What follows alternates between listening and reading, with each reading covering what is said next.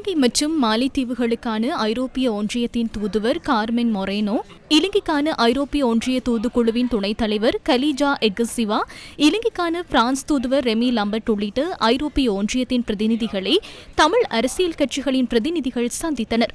இலங்கை தமிழரசுக் கட்சி, ஈழ மக்கள் புரட்சிகர விடுதலை முன்னணி, தமிழ் மக்கள் கூட்டணி மற்றும் தமிழீழ விடுதலை இயக்கம் ஆகியவற்றின் பிரதிநிதிகள் இந்த சந்திப்பில் பங்கேற்றனர். தங்களுடைய புலம்பெயர் உறவுகளுடைய முதலீடுகள் இங்கே வரக்கூடியதாக இருக்கும். அதற்கான ஏற்பாடுகள் செய்யக்கூடிய விவசாய மற்றும் மீன்பிடி துறைகளிலே மேற்படியாக அபிவிருத்தி செய்வதன் மூலம் தங்களுடைய பொருளாதார வளர்ச்சியை கொண்டு செல்வதற்கான ஏதுவாக இருக்கும்.